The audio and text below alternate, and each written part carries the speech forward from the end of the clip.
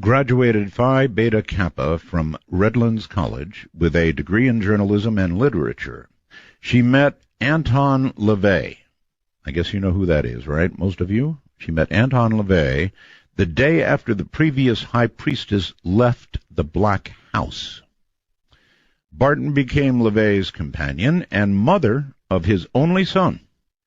She became high priestess of the Church of Satan, holding this title until April 30th, 2002, when she assumed the role of chair mistress of the Council of Nine. Her biography of LaVey, The Secret Life of a Satanist, the authorized biography of Anton LaVey, was originally published in 1990, and an expanded edition is available now. Blanche also wrote The Church of Satan, A History of the World's Most Notorious Religion. All right. Ah, Mr. Art Bell, we meet at last. Yes. In the stormy desert at midnight. Best time. It's the dark of the moon, too. And the Perseid shower, I tell you, it's just kismet. I'm old Blanche. I don't have much to lose. Anyway, welcome to the program. It's great to have you, and I assume that, you probably keep the title, much as congressmen and senators keep the title even after they've left office. You're still probably high priestess, right? Well, people are very respectful to me, but my title officially is the Magistra Templi Rex, which is below the current high priestess, who is Peggy Nadramian, doing a bang-up job of it. Would you mind repeating that slowly? Peter Gilmore, who's the high priest. Would you mind repeating that slowly, please? Your title. Magistra Templi Rex. Yeah, I need that just means that I'm the head of the Council of Nine, and that I'm a grand poobah in the Church of Satan, right below the other ultimate grand poobahs. Okay. Can we immediately do this and find out what is the difference, if any, between Satan and the devil? Any difference? I would use them both interchangeably. I think it would be important for us to start our conversation with you understanding that we use Satan, the devil, Lucifer as a metaphor. We don't worship a guy with horns and a pitchfork. We don't believe that such a being exists. We don't believe that God or the devil or hell or heaven exist. It's all within us. We own our own destinies. We are our own gods. We're self-deifying. And we're responsible for our own happiness and our own success and our own failures. And to make it short and sweet, life is short. Yes. And there's no reliable evidence that there's anything beyond this life. Mm-hmm. So you'd better make this life count and enjoy it while you can. So okay, Blanche. Well, then here comes a big question. All right. If all of that is so, then why would you even bother to have a church with his name? That is a very good question. And Anton LaVey was asked that very question when he started the Church of Satan. And people said, if you would just call it something else, if you called it humanism. He talks about this in the Satanic Bible, which he published in 1969. If you called it humanism or even Typhonianism or something, maybe you'd get more followers. But his point was that he didn't want more followers. The point of calling it Satanism is there's always a Satan. In every culture, there's always the accuser. There's always the other. There's always the one outside. And he's the scapegoat. And it's dangerous. It's dangerous to have scapegoats. Christianity has scapegoats. Mm-hmm. Muslim beliefs have scapegoats. And to demonize others, when you say, I'm a good guy, and those people over there are bad guys, we can kill them, we can shoot them, we can mm-hmm. torture them mm-hmm. because they're the bad guys. And you know that Satan is evil, right? Because you've been told that all your life, right? Yes. But what else? This is a word that you've been programmed to be afraid of. So what else have you been programmed to be afraid of? Liberal? Quite a bit. Conservative? Abortion? How are you being manipulated by politicians and people who want to take your money? So that's the point of calling it Satanism, is don't believe the stuff that's being fed you. Donald Trump scares me a little. Yeah, isn't that amazing? Yeah, that's why we're here. That's why you need Satanists right now, because the political season is kicking off, and look at what you have to choose from. We're not just about anti-Christianity or anti-theism. You know, that's a very big part of what we are, but anything that's a sacred cow has to be examined and challenged. Whenever you see broad generalizations or scapegoating or ad hominem attacks instead of actual arguments on important issues. Right. You know, you were talking about we've got serious environmental problems right now. We've got serious economic problems. And what are we doing? We're killing each other over phantoms, over lies. And that's not how we bring things together to save our planet right now. And that's what we're all about. All right. Let's get into this. Over lies. And that's a very broad brushstroke right across all of religion, from God to the devil. To Satan. True. Right? True. Yeah, well, the point is that we do enter the ritual chamber. We have lesser magic, greater magic that we indulge in as a part of poetic nature in humans, but we do it consciously. We go into what we call the intellectual decompression chamber.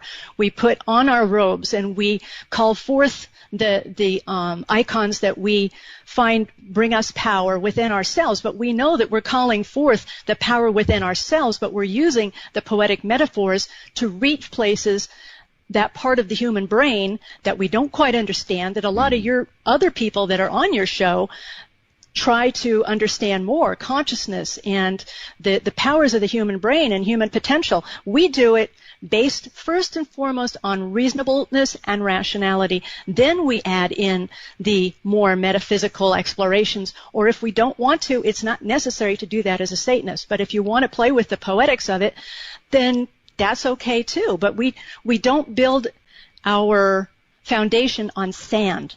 And that's what most religions do. They build them on sand, and they lead to blindness and prejudice, and they impose ignorance on their children and a distrust of science.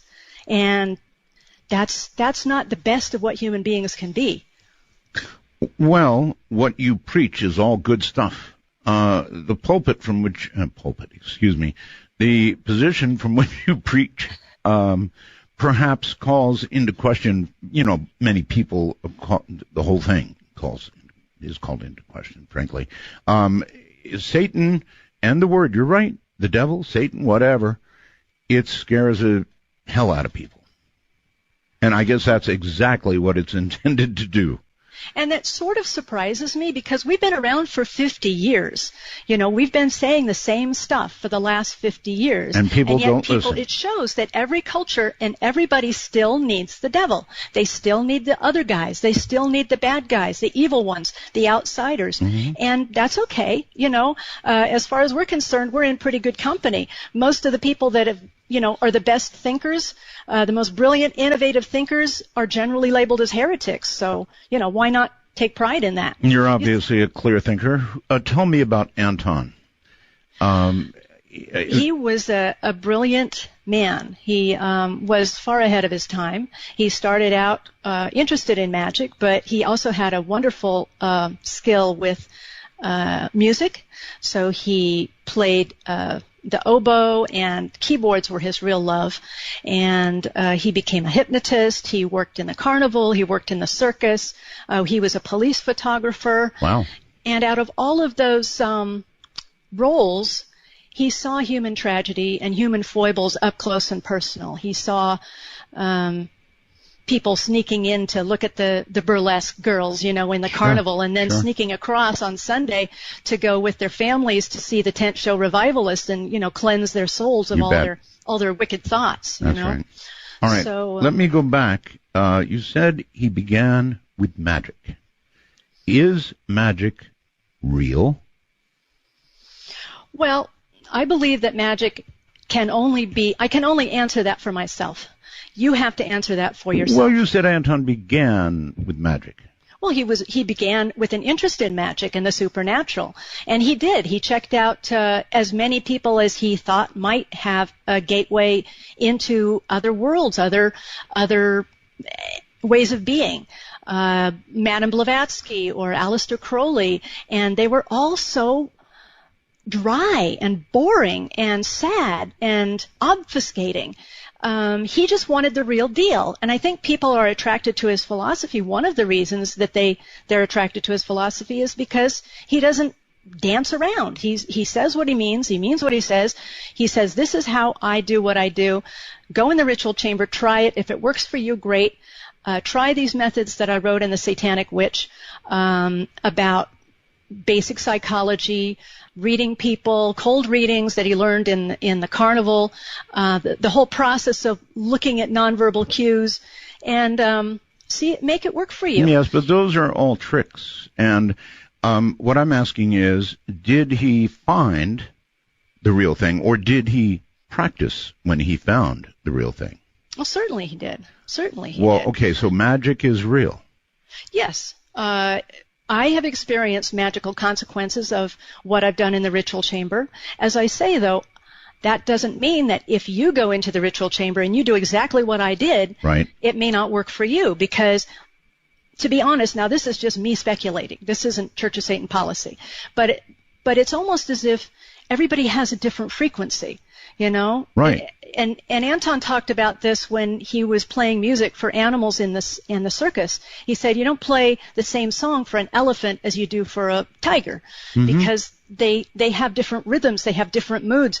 And I think certain people are just attracted to the satanic mythos. We're attracted to the anti-hero, you know, like Lord Byron, you know, with the Miltonian anti-hero, the light bearer, Lucifer, you know, or Prometheus, for example, who risks the wrath of the gods in order to bring the fire of wisdom and intellect and creativity to human beings, you know, and he was punished for it. Or the ultimate, of course, in the Garden of Eden, the serpent, you know, tempting with the apple of knowledge from the tree of knowledge. All these metaphors are the same, and these are things that inspire me. Religion presents you with metaphors and myths, stories that codify and strengthen you. They're almost like a group art project to me, you know, because they communicate what is important to a given society, what you hold dear, what rituals you find important, and what those ideals are. So my ideal is not some guy hanging on a cross. I'm sorry, when my back is up against the wall, I want you know, a dynamic, life-affirming, poetic image of Satan who is the ultimate anti-hero. And actually, Anton, when you look at him, certainly carried some of those physical characteristics, didn't he? Oh, he certainly did. Yes, he certainly did, and he emphasized them. True to lesser magical ability, he saw what worked best for him, and he saw the look that he could present, and that fit, and he used it. Okay, pinned to the wall, you admit magic is or can be real. If magic is real, then the supernatural is real. Right? Yes. That's a pretty grudging yes. Well, you're leading me down to a certain conclusion, and I want to tell you that what we do in the ritual chamber is like a laboratory. I don't think enough has been understood yet about, and again, this gets back to the other guests that you've had. I mean, even like Dean Radin, The Conscious Universe, or oh, you are a listener, aren't you? Yeah. Okay. Well, exactly. Or what is it? The Field, McTaggart. Yes. You know, there's a lot that we do not understand about the interactions of time, space, matter. We're sort of nibbling around the edges, and we now understand that true to long history of witchcraft, that blood, semen, all the body fluids and hair that are used traditionally in magic, that now, lo and behold, contains people's DNA. So it is a direct link to an individual.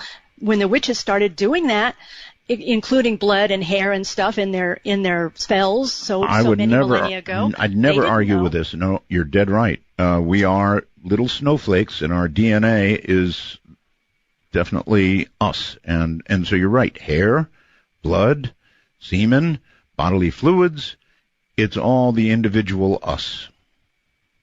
So if that is used in the right way by the right person, there is magic. with the right intent. There, again, Anton LaVey lays it out very clearly in the Satanic Bible. There are certain elements that need to be addressed, including imagery, and there's also the balance factor.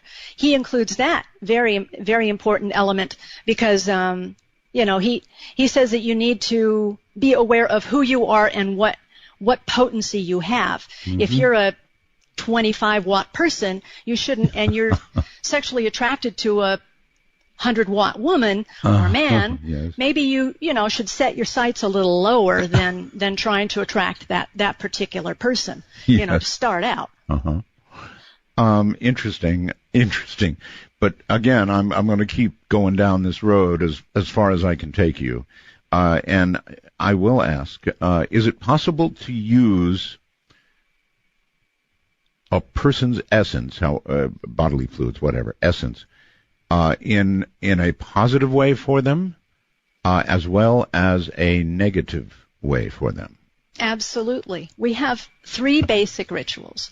We have lust, compassion, and destruction. So the point of going into the ritual chamber in the first place is not primarily to move the universe in the way you want it to. I mean, that's of course good as a side effect, but it's a psychodrama. Let me give you an example. Sure. Okay, so someone at work is really working against you. Someone is telling the boss lies about you. They're making you look bad. They're hiding your materials. They're really going out of their way to hurt you. Yes. So you go into you're really frustrated. You're thinking about this person all the time. You can't eat. You can't sleep. You're really angry, and you feel impotent. So you go into the ritual chamber. You do a destruction ritual. You concentrate on this person, and you wish them all the bad things to happen to them, and you let it go. You let all of it go. You build up all of that energy, and like a good orgasm, you just flow out. It goes out into the universe, and then you let go of the rope. It's done. As far as you're concerned, it is done. It's a done deal. As far as you're concerned. You've spoken to the universe. It's going to happen. Whatever's supposed to happen will happen. So next week, you go into work, and this schmo has been promoted and moved to Hawaii. So did your curse work? Well, you don't have to deal with him anymore, do you? So... And maybe he'll get caught in a wonderful storm in Hawaii, and maybe his life will be. So maybe you go in next terrible. week, and he was hit by a Mack truck, now has about 35 broken bones, and is in traction in the hospital. There you go. That's the way it goes. Yes. Well, I love the fact that you can bring up the rosiest metaphor possible when discussing somebody you don't like. Well, you could have asked me about a lust ritual. You want to talk about that? We'll get to that, sure. You are, I don't know if you want to know, you're an attorney, right? No. You're not an attorney? Well, No. You certainly sound like one. Well, I argue a lot. Thank you. That's I bet you do. I bet you do. Okay, this must be asked. There are many who believe that Anton LaVey actually did conjure up the devil. What do you know about that? Well, I would say yes, absolutely. You would? If you're talking about the metaphorical devil, I mean, he unleashed, 50 years ago, he unleashed this power of all the people that now call themselves Satanists. And we are doing fabulous things, wonderful things in publishing. We have a lot of people in military. We have people making art, tattoos, lawyers, teachers, all sorts. If you pin down Blanche, magic is real. And she described something, frankly, that could have easily been described by Dr. Evelyn Paglini. Now, Blanche, have you been a listener long enough to have heard Evelyn Paglini on the program? I should have. I'm sure there are a lot of Satanists out there that would, like to slap me about the head and shoulders for not knowing who that is. She's a witch. Okay. And she has described spells going after people, like you described, the disgruntled worker, the one you're unhappy with. And how to do that, how to work spells for passion. You brought that up earlier. in other words, you two talk very much alike. You mentioned Satan, and of course you're involved in the Church of. But other than that, you just frankly sound a lot alike. So obviously you didn't hear her, because I promise you she's passed on. You would have remembered. But she was a witch. Yeah, I probably would. That they use a lot of the same. I mean, the horned god is what they call the masculine figure, witches and Wiccans, essentially. I call myself a witch. I'm a satanic witch. So we use a lot of the techniques. We use lesser magic, which is manipulative magic to get what we want on a day-to-day basis. And then we use greater magic, which is in the ritual chamber.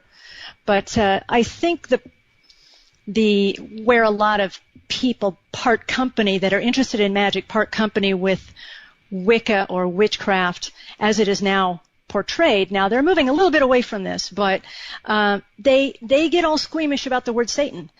They want to use the tools, but they don't want to align themselves with the bad guy. I know. And if you're going to use the tools, then our thought is you should give the credit where the credit's due. She was not a Wiccan. She described herself as a spiritual warrior. Okay. Well, that's good. When a lot of people that talk that kind of talk and they're not Satanists, I don't understand why they're not a Satanist. It seems like a logical step to me. I know a lot of in the 60s there was a group, calling themselves WITCH.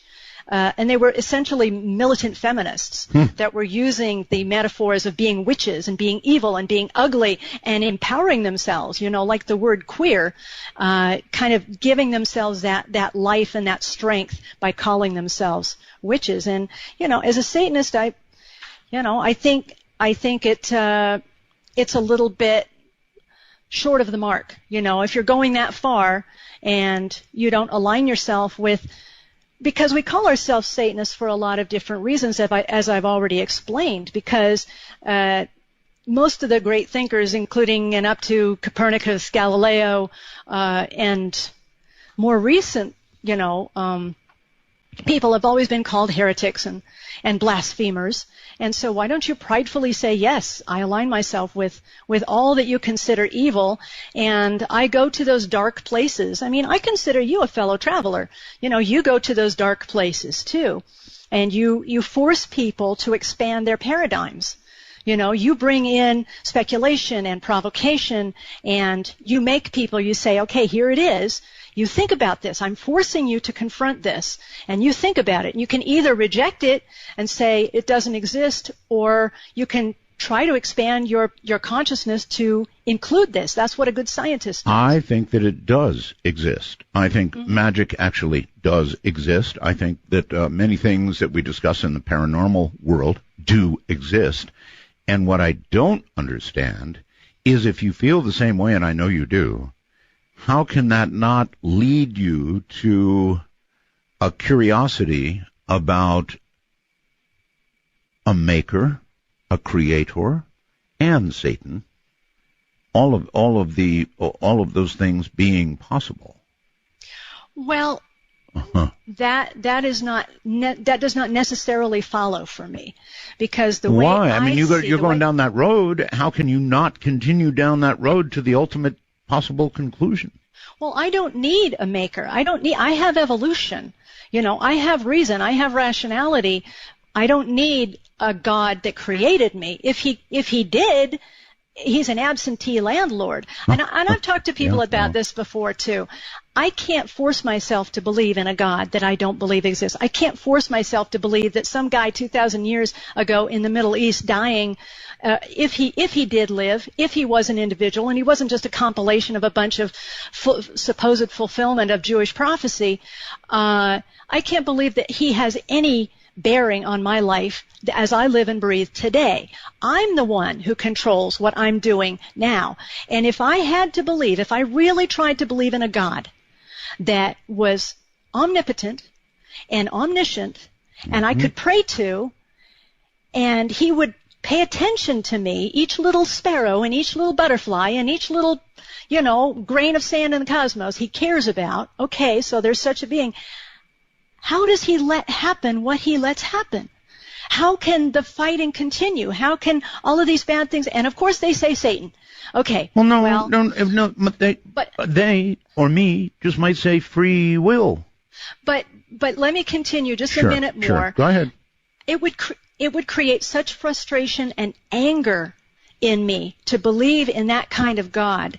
If I tried to, and I really tried to pray, and I really tried to understand, I would be homicidal, because I could not reconcile why this being who supposedly loves me would threaten me and manipulate me in such a petulant, petty way that I have to bow down and worship him and do what he tells me to do, or he'll throw me into a fiery pit for all eternity. I mean, what kind of love is that?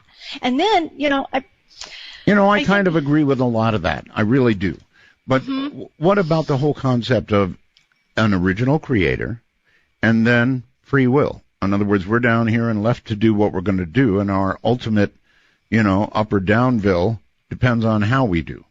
Okay, so my free will tells me that I'm a representative of Satan, because if that God created me with a brain, he wants me to have a scientific mind, a rational mind. He wants me to challenge. He wants me to be against self-deceit. And he doesn't want me to bow down and worship him, so okay. I'm doing my job. Well, I'm not killing anybody. I'm not stealing from anybody. I have a very sound base of ethics that I move from. I don't need a God who's going to threaten me or strong-arm me so that I'll do the right thing. I do it because I live in a society where it's expected of me, and I want the same respect from my other fellow creatures, and so that's the contract. That's the social contract, like Rousseau talked about. I don't hurt you, you don't hurt me. I don't need a God to tell me to do that. Okay, what has Satan done for you that God has not? He's freed my mind. He's freed my will. He's inspired me. He's strengthened me. He is a guide for me in my life. The whole anti-heroic Miltonian attitude of even when your back is up against the wall, when you don't have anything else in you, even when you've been demonized and put upon and attacked mercilessly by the majority, you still are prideful and defiant and creative and driven. And that's where Satan leads me. All right. Earlier I asked you if he conjured up the devil, and you responded that yes, he did. In my mind, he has let loose the gates of hell. There's a whole generation, 2 generations now, of people applying Satanism every day of their lives. Mm-hmm. And one of the reasons why I'm on your show is, 3 reasons. One, because you've got a wonderful show, and it's an honor and a pleasure to be on your show. But also, people are Satanists all around the world now. It's a very popular philosophy, but a lot of times you don't even know when there's a Satanist working next to you, or teaching your children, or babysitting your parents, or you don't know that they're Satanists because they don't. It's not necessary for you to disclose that you're a Satanist. In our version of the world, if it does you no good to expose yourself, then don't do it. People are confused, they don't understand it, but I want people to know that if you find out that your coworker is a Satanist, that there's nothing for you to fear or get freaked out about. These are our ethics, these are our attitudes, these are our habits. We stick to our own most of the time. We keep our nose out of your business. As long as you don't try preaching to me, I'm not going to preach to you. Mm-hmm. You're not going to find Satanists on the street corners handing out pamphlets or knocking on your door and waking you up at 7 o'clock in the morning on a Saturday or Sunday. Good. We figure we want the information to be out there. That's what the Church of Satan is here for, is to continue to codify and clarify what Anton LaVey said, keep his ideas pure, blending the poetic and the rational parts of human beings. And if you're interested in it, you will seek us out and you'll find out if it's the right thing. If it's not for you, that's fine. But if you know of a Satanist I don't want you to overreact and say, oh, yeah, I want you to understand and be able to have an intelligent conversation with them. Mm-hmm. Just to be clear, your relationship with Anton LaVey was? It started out, I was working in in the office in San Francisco along with other people. And as I began to know him, I began taking notes on. He was an amazing raconteur. He'd tell jokes. He'd tell these stories about his life and about the people that he'd known, and his lion and his leopard, and people that he'd known on the police force would come by, and he'd talk with them. And I had extraordinary access. And I had a pencil and a tablet, and I started writing down some of these stories and some of the stuff that he was talking about, because I knew that he was an important historical man. He will be remembered, Oh, yes. many, many years from now. And what he was saying needed to be written down. So I wrote the biography, and we became more intimate. Our relationship changed, and that's why the new Secret Life of a Satanist is, the last few chapters are materially different than the first few chapters. The last chapters are much more, I hope I don't become too maudlin, or I hope I don't break down the image of who he was, but it's much more intimate portrait of him as a man, and what he struggled through in the last years of his life, and how productive he was at the same time. And so I want people to know the strength that he had, because he was undergoing physical challenges as well as the satanic panic and legal challenges, and he survived. He was strong, and right up until the end. Were they coming after him legally because of what he said he was? No, because of personal reasons. I see. But of course, you remember the satanic panic of the mid 80s to the 90s. Early 90s, a lot of people may not remember, but it was an insane period of time. I mean, we had Geraldo and Sally Jesse Raphael and Oprah Winfrey with these people who were claiming to have been molested as children in satanic sacrifices, mm-hmm. and baby breeders, and they tore up a whole, well, you know what happened in Manhattan Beach. Oh, yes. With the preschool. Yes. And the FBI finally did a thorough search of everything and said there is no international satanic conspiracy. But this was only after at least two documents were introduced into state legislation to ban the practice of Satanism as a religion. They, not Judaism, not Church of Christ, Satanism, which is a recognized religion in this country, recognized by in the Chaplain's Guide to the Military Services, and they wanted to ban it as a practice, and that's scary. Well, it never, of course, would have held up. Never. No, of course not. And there's a lot of weird stuff introduced into state legislature, but the fact that they felt that they could have the impetus to, the backing to introduce it, was pretty scary. It didn't go anywhere, but still. I guess it was scary, to be sure. I mean, it's like the communist purge way back, right? Well, and people were, their lives were broken. They got fired from their jobs. They were going through divorces, and people lost their children. They had child protective custody coming in and taking their children away, just on accusations. And finally, I think the court system and the insurance companies got tired of paying these bills for these recovered memories and these supposed counselors that were behind so much of it. But it was a time of suspicion, and the two elements that Dr. LaVey hated so much was that they would go on these shows, and instead of talking about real Satanism, they'd talk about some animal sacrifices or child sacrifices. And so the teenagers who were watching these shows and listening to this hysteria would say, ooh, I want to be like, a real Satanist. And so they would go off and maybe sacrifice a dog or something, and that would end up in the local papers. And Dr. LaVey loved animals. He had many wonderful animals that he had a great relationship with. And one of the tenets that he makes very clear in our satanic statements and in the Satanic Bible is you would not hurt an animal or a child because they're the most natural magicians.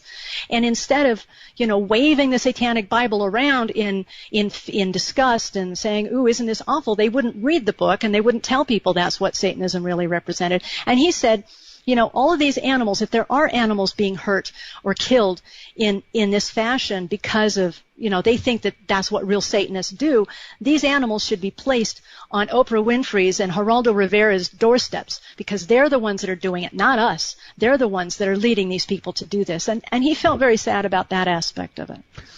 I once had a young lady on my show whose name was Patsy. Mm. She had devoted her life to the devil, to Satan, and she said that she would ensure that her, I think it was son, would be taken by the devil, as well as herself. Now, she wasn't just a caller. When she began as a caller, and I went on to interview her in depth, but this, I'm telling you right now, this gal named Patsy meant what she said. Now, I understand that is not what you've told us about tonight, but how many Patsies are out there? Well, there are people that use any number of contexts for their disturbances. They create fantasies for I'm not a psychoanalyst and I haven't talked to her. I don't know about her specifically, but I'm not qualified to pass judgment on her particular diagnosis, but I know people do a lot who want attention, and who, they may feel even that they have a real pain or they have real memories or something, but usually it can be traced to something very specific, and it's a context that they need to put their pain in, and they need a counselor that can actually help them, not feed their fantasies, but actually help them move away from their fantasies into a productive life. Anton LaVey's partner in life, I think that's probably a fair way to put it, and of course you also have a child now, is that correct? Yes, that's correct.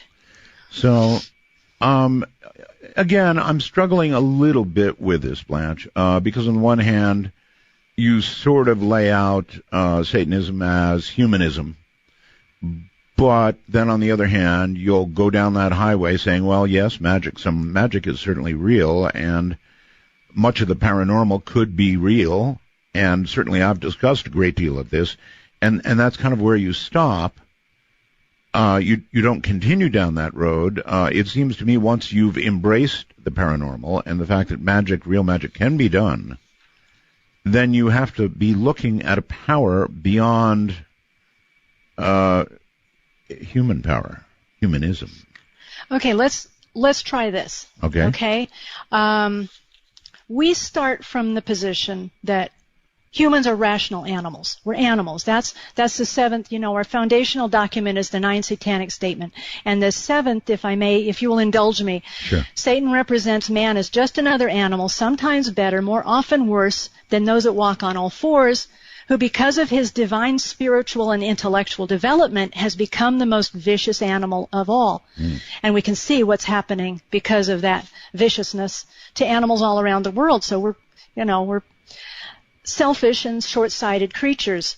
But instead of just leaving it at that, I could be an atheist or I could be a humanist, but there's a whole half of our brain that isn't addressed by atheism or humanism, because Anton LaVey, for the first time in history, he reconciled the irreconcilable. He reconciled the poetry, the mystery, the magic of being a human being, of writing symphonies, of writing great literature, of having visions and creating great architecture and creating love, relationships, all of these fantasies that are human, that are a big part of being human.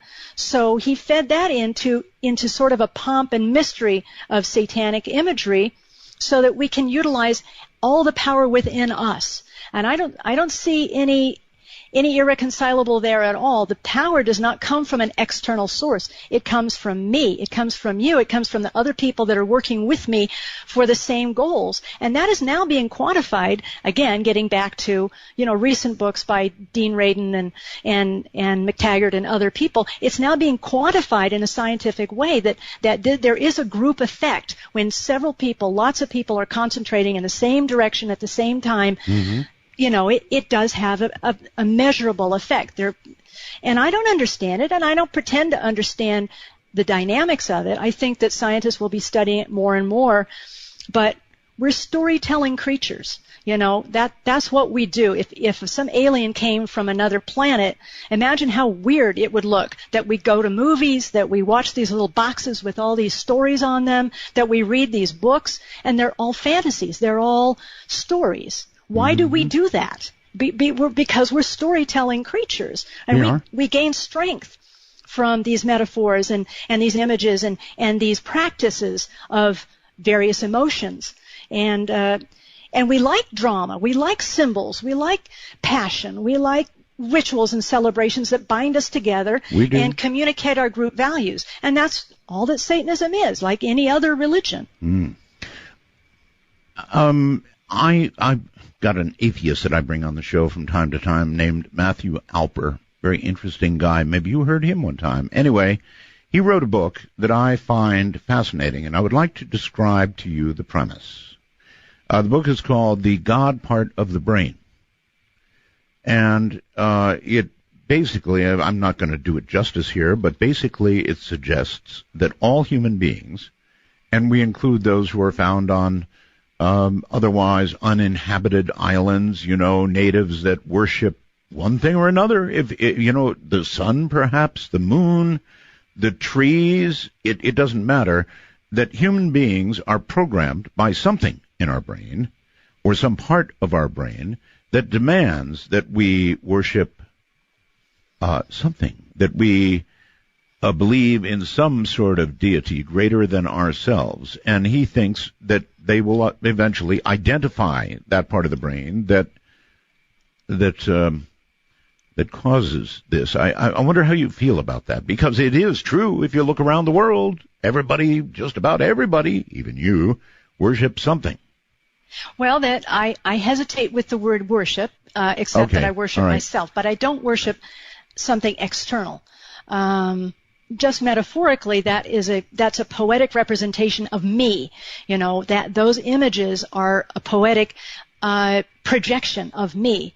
But yeah, I certainly think it's a fascinating study, the God part of the brain. I can definitely see that, because it is a near universal that people like to. And what I've credited to, and I don't think I'm alone in this, is that and maybe he even includes this part, when we're in nature, when we're trying to survive, when we were in our earliest stages, our brains were developing, our survival depended on seeing patterns, seeing the gestalt, seeing the tiger hidden in the trees.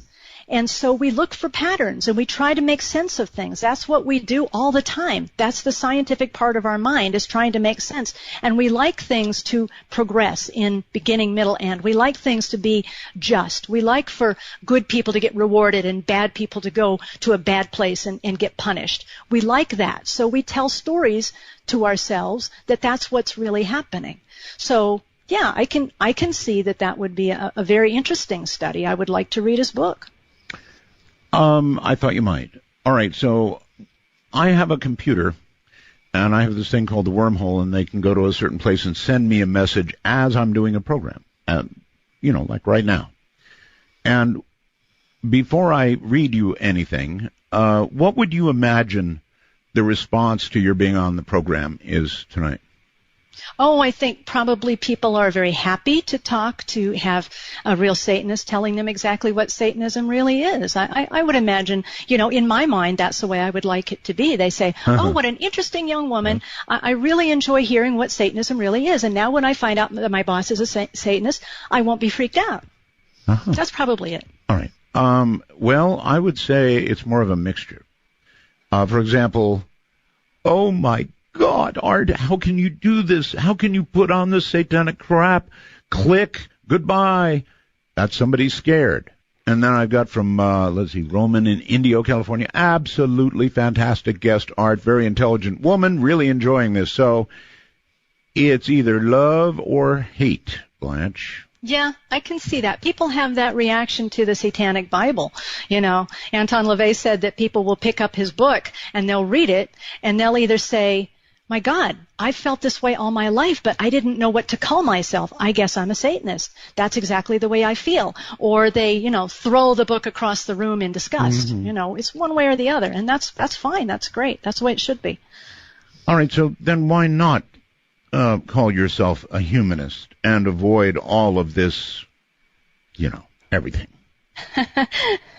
Because that wouldn't be it wouldn't be addressing the essential problem that Satanism, calling it Satanism, represents. Satanism isn't just atheistic; it's anti-theistic. And it's not just a matter of, oh, well, okay, so that works for them. Okay, that's fine. Well, it's not fine. People who are running our country, that are running our world, all around the world, most of them are basing their lives on irrationality and muddled thinking and scapegoating. And these people are leading us in certain directions, economically, socially, ecologically. And it's going to affect you. One way or another, it's going to affect you. And so Satanists, by nature, choose active opposition. You need something constructive for your life, not just a denial of something like atheism. Choose active opposition. So is it called Satanism only to choose having that opposition? I think it's to recognize that humans, I see Satan as a quintessentially human metaphor. He's the risk taker. He's the underdog. He's the one who triumphs, even though he's vilified. He's the solitary romantic figure, and it's a human. It's humans, not Jesus hanging on the cross and being nice to everybody. We've fallen from grace, both of us. Satan and humans have fallen from grace because of our self-determination and our pride. And instead of sniveling and whining, we stumble forward by our own wit and our resourcefulness, and we create whatever life we can with the people that we love and cherish. Mm-hmm. Are there sins in Satanism? Yes, there are actually. Strange you should ask that. How about Anton LaVey came up with the... Okay, how about commandments? Have commandments? Yes, our 9 satanic statements written published in the Satanic Bible are our codifying statements. Codifying. I would say. So you really sound like a lawyer. You know what the final 9th satanic statement is? I think you'll enjoy it. I'm listening. Satan has been the best friend the church has ever had, as he's kept it in business all these years. Yeah, well, there is that, isn't there? It is the ultimate threat that keeps everybody in line. Yeah, exactly. And why do you have to have a loving God that strong-arms people into doing good? Well, God, historically, has a temper, right? Well, but... He's struck people down, he's destroyed cities. You're a kid, and you're getting shoveled this stuff from your parents. They're telling you about this guy. Where does he live? I don't know. He lives in a cloud somewhere. We've got the space station up there, but they can't see him. Well, he lives more over that way. I don't know what he looks like. And kids are smart. They start asking questions pretty early on, and they understand when someone's avoiding the truth. And when they start feeling that mommy and daddy are not telling them the truth about this, then they start calling into question everything that mommy and daddy tells them. Well, you are right. If you ask the wrong questions, even in Sunday school, you risk ejection. Right. But how do you feel about mommy and daddy lying to you? Well, I don't think I blame mommy and daddy, or that I would say they're lying, because they probably carry that belief that they're passing on. Well, I don't see how any child can get past that. That's when the trouble comes. That's when you reach adolescence and you start realizing that maybe a lot of what you've been taught is not true.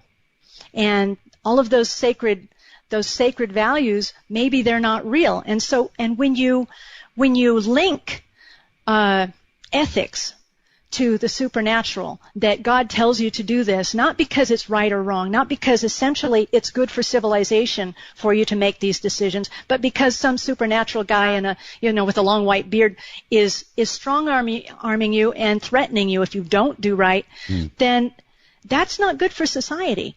That's not a good structure. That's not a good foundation. It should be, because this is what is right for the world. This is how we bind together as a human race, If the world were to suddenly embrace Satanism, do you think that there would be far less violence, killing, and just as we're seeing so much?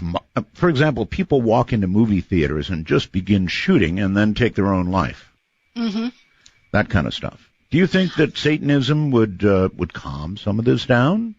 I would hope that people of a satanic mind would be more would understand the necessity of getting along with their fellow human animals. I wake up in the morning and I say, I will not kill someone today because I don't want to be killed. I can tolerate a lot. You have to remind yourself not to do that? I do. Yes. But really, I think if the world were suddenly, filled with Satanists, which is never, ever going to happen, because, again, talking about different parts of the brain, we always have to have the 2% who are the leaders or the innovators or the risk takers, and the rest of the people that really would rather just get along and not think about things very much. Just tell me what to do, tell me where to go, tell me what to buy, and I'll be comfortable, and you tell me what to do. And that, but the Satanists who stand out, the creative people, the eccentric people, the weirdos, I think that they would be better at running things, because they would hopefully have actual discussions, not ad hominem attacks. They would start talking about things, not pigeonholing themselves and saying, well, I'm a conservative, so I have to vote this way, or I'm a liberal, so I have to vote that way, and that's a bad person over there. The Koch brothers are awful or evil, or the unions are awful or evil because they're in the other camp, and I don't have to listen to anything they have to say. I just have to listen to what my party tells me to do. Right. And that's how we've gotten into the trouble that we have. All right. If you don't mind, circle back. We sort of went right over it. What are some satanic sins? Satanic sins. The first one, you will not be surprised to know. The first one is stupidity. That's the top of the list. Because humans are, as I say, tend to be very short-sighted and selfish creatures. I'm all for selfishness, but when you are so short-sighted that you don't see the consequences of what you're doing and the long-term consequences to the earth and to other humans and to animals, then that's just being stupid. And a lot of those sinners out there. Yeah. And the second one is pretentiousness. Okay. Empty posturing. It's very irritating. And Anton LaVey always had the idea that if you're a satanic priest, you should be able to take the garbage out. You have to be able to come up with the goods ultimately. And that's what made his philosophy so strong. What makes his philosophy so strong? Because he was a very genuine person. Whenever he would start.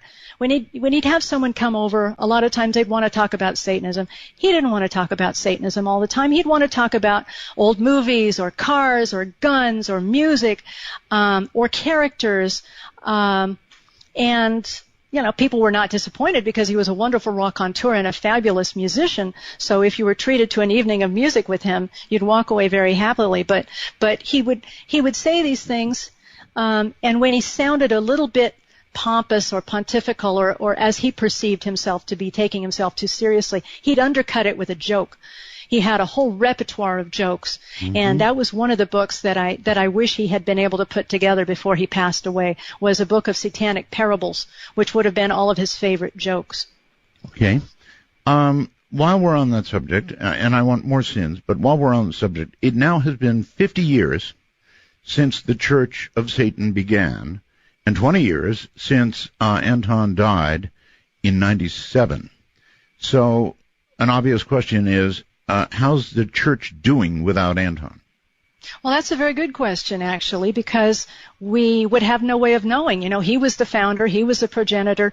Was this just a personality cult, or did he create a philosophy with legs that actually can stand on its own and lead people to greater interesting achievements and interesting things? And I think the answer is that we're doing great. We've got more members all the time. We've got more adherents all the time. We're being productive. We're getting things moving and shaking in the world. Yeah, he was a very strong leader. Do you proselytize? I mean, obviously you are doing that in a sense tonight. But I'm inviting that. But you don't knock on doors and hand out pamphlets. So how does the word get around? Well, it's the tradition of the left-hand path is that you have to seek it out. It is a singular path, and it's a dangerous path. And so there are a lot of imitators out there. There are potholes along the road. But if you're drawn to Satanism and you like the metaphors and you like what you've heard of Satanism, if you find it intriguing, then, we have the website, churchofsatan.com. It's a portal for all the activities that a lot of Satanists are doing right now around the world. And it's got a lot of materials on there for what Satanism is and isn't. You said it was a dangerous path. It is a dangerous path. Why? Of course it is. Because it's a singular path, and it will lead you into... Yes. It will lead you as close as you can get to madness. What I mean by that is, if you are inculcated with Satan is evil, Satanists are evil all your life, and you step into that world and you're not ready for it, then your very fear will act against you. You will conjure forth, because the whole idea is that we're conjuring things, we're focusing our energy on what we want to achieve. But you can undercut yourself. You can actually hurt yourself. And if you're feeling guilty or you're feeling afraid, or if there's any residual ill feelings, and this is purely psychological, this isn't magical, this is psychological. When someone is doing something that deep down inside they're conflicted about, you can manifest it physically with pain, aches, headaches, stomach upset, and drawing all kinds of terrible things into your life. So it's not for everybody. As I say, it's a particular vibration that people find brings them joy, happiness, and inspiration. But if you don't find that from Satanism, run away, and run away fast. You know what a Ouija board is, right? Yes. Okay, I don't think a Ouija board per se is dangerous, but I had a very, very bad experience with one that I will not discuss and never have publicly.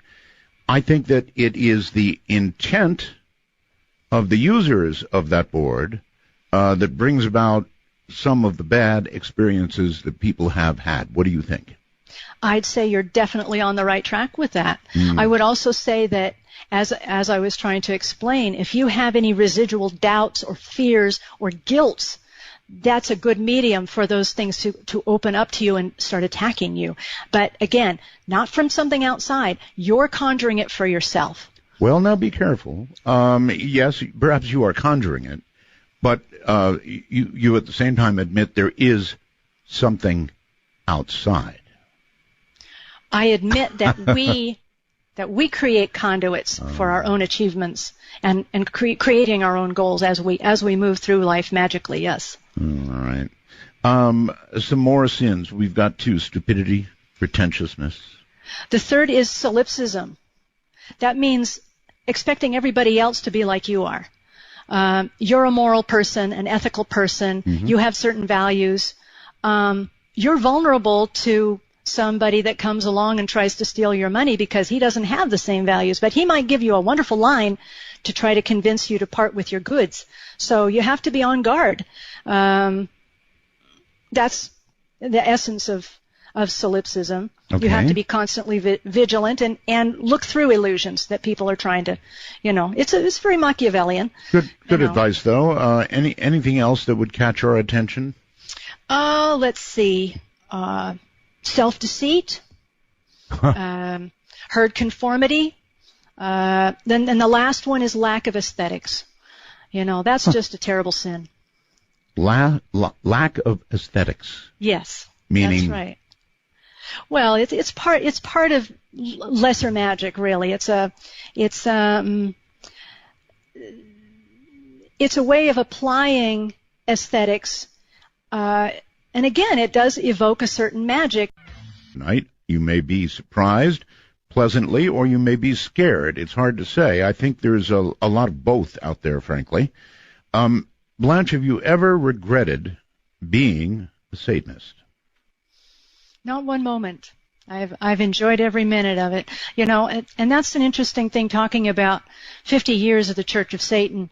And one of the questions is, does it act as a religion should? Does it help you guide your life to prosperity and happiness? Does it help you work within a community? Is it just, put on black clothes, listen to heavy metal music, Marilyn Manson, and piss off your parents or something? Or is it something that can actually lead you through getting a job, going to school, having children, raising children, deaths, births? Yes, it does, and it's a foundation for a lot of people who have been lifelong Satanists now. And the most gratifying thing that happens to me sometimes now, and I'm humbled by it, is when people come up to me and they say, Miss Barton, I've read your books. I was a teenager, I was being rebellious, I went to Satanism, and I found out what it really was, and it really changed my life, and now I'm a successful attorney or, video producer or, whatever they're doing with their lives, but they've made a life for themselves, they're married, they're not married, they have children, they're happy, and that's very gratifying. All right. Are you ready to talk to the public? Oh, absolutely, anytime. Should be an interesting experience. All right, on Skype is Matt. Hello, Matt. You're on the air with Blanche Barton. Well. Okay, back away from your mic a little. You're too loud. Is that better? A little better, yes. Thank you. Okay. Well, Art, I have to say, tonight's show is very controversial, which makes for excellent radio. Well, look, I'm not afraid of anything. I'll talk about anything that's interesting, and this clearly is so. All right. Well, Blanche, first of all, I'd like to say I greatly admire your conviction to your beliefs. Obviously, it requires a lot of bravery and a tough skin. Thank you. Thank you very much, Matt. Well, there are two topics I'd like to bring into the conversation. Number one, a little thought experiment. Hypothetically, if there was an evil cosmic entity, not necessarily the devil per se, but let's say in the very nature of the cosmos, there is a being that is pure evil, would it not be that the best way for it to gain followers and supporters to do its will, to convince its supporters that what they're doing is actually for themselves, if that makes sense? It does. Yeah, I see where you're coming from, and you're not the first person that has presented that idea, that the devil is ultimately, the liar, so you can't believe anything he says. But again, I use it as a metaphor for life. I use it as a representative of liberty. And if there was an absolute evil entity, and you could bring me proof that there was such an evil entity that was somehow fogging my mind, then that would be a very valuable thing to do. But maybe this creature that you're talking about, it could be God just the same. It could be someone like God who's got these people under his control, and these humans are giving me all this energy, and I make them worship me, and it doesn't matter to them. I've got it worked so that there's this other guy that I blame all the bad stuff on, and if they worship me and they give me energy, then I get stronger, and it doesn't matter if I kill lots of kids or make people hate each other or kill lots of animals, they'll still love me. So, I understand where you're coming from, but, it's a thought experiment that doesn't go very far for me. Okay, that's a fair answer. And you also you expressed that you admired cultural and industrial trailblazers, right? Oh, yes. Okay. Well, you might know that many businesses, like for example, Apple, in California, they're practicing mindfulness and meditation, which is principles of Eastern religions, belief systems that promote separation from the ego.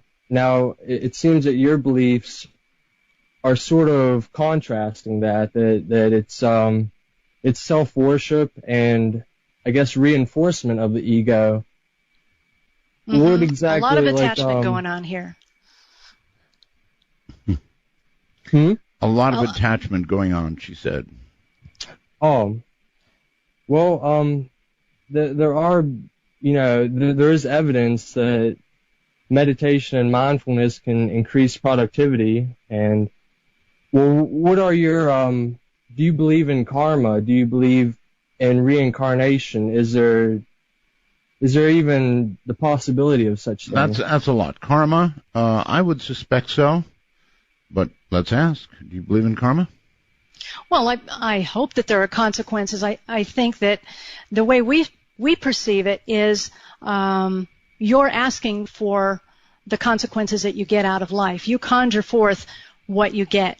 Yeah, there are definitely consequences for the actions that you take. As far as getting back to your idea about meditation and consciousness, yes, definitely. Strengthening your own mind, strengthening your body, being able to use yoga, and strengthening the energies that flow through us.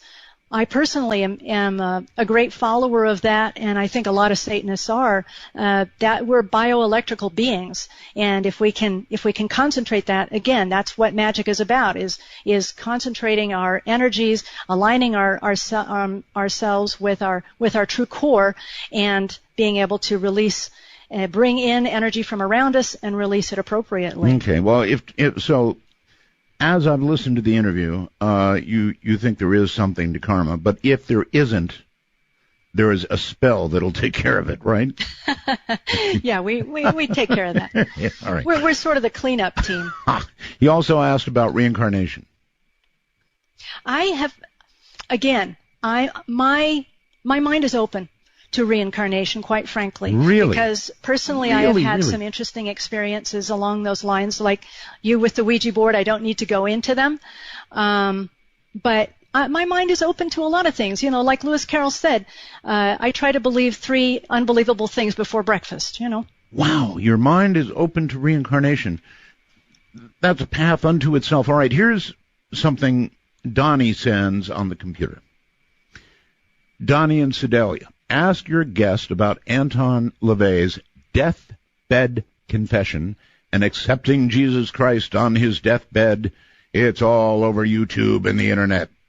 So if the Church of Satan, if this is true, the Church of Satan is bunk.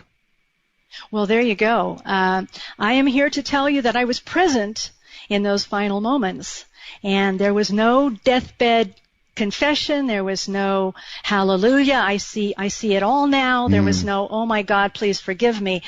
He had become more determined and more committed to his philosophy as he grew older, because he saw the way that the world was going, and he knew that he needed to be a voice for that. Okay. So, Terry, somewhere out there, you're on the air with Blanche. Where are you?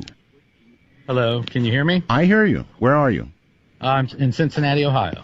No, you're on the wrong line then. That's our international line, my friend. I did Skype. Right. I'm very sorry. You'll have to give us a call at MITD51. MITD51 for North America. You are on 55. Let's try Lewis on North American Skype. Hello, Lewis. Good evening. My questions are not judgmental, but just factual. Is the Church of Satan recognized by the federal government for a tax exemption? And I'm curious if they're convicted of a crime and they're put in prison, do they get any special treatment? And finally, would she call herself a witch? I missed that if she said so. Those are my questions. That's a lot of questions. Hold on. Don't go away. Sure. Let's get answers. Okay, the first question, yes, we are recognized as a religious entity by the United States government. We're included in the Chaplain's Guide to Military, to chaplains servicing military people. And that's updated periodically. However, we do not take advantage of our tax-exempt status because one of our premises, vital premises, is that all churches should be taxed appropriately like any other business. So as an ethical point, we do pay taxes. The second question was... In some sense, it's probably answered by the first. That is, if necessary, if you were put in jail, for example, you would get special treatment in terms of accommodating your practices. It sounds like if you're in the first, you're probably in the second. I don't know that as a fact. We do have prisoners who contact us who say they're having trouble getting materials, and they do try to provide, it depends on the chaplain at the particular prison and the administrators of the particular prison. Some of them are very open. They should have the right to practice Satanism, at least get together with fellow Satanists and have their materials and perhaps rituals within the confines of the requirements of the prison. They can't have daggers and they can't have firearms, they can't have candles or certain things, but just getting together to read the Satanic Bible. Usually most prisons are very accommodating. And yes, I would call myself a witch. I do. Well, thank you for answering my questions. Thank you, Mr. Sure. Bell. Thank you, Lewis. Sure. Thank you very much for the call. I appreciate it. We have so many. Let's go to way back to West Virginia. In jail. Hello. Yes. You're on the air, sir. Art, we've been talking about a lot of positive things about Satanism, but let's talk about satanic ritual abuse for a second. Okay, let's.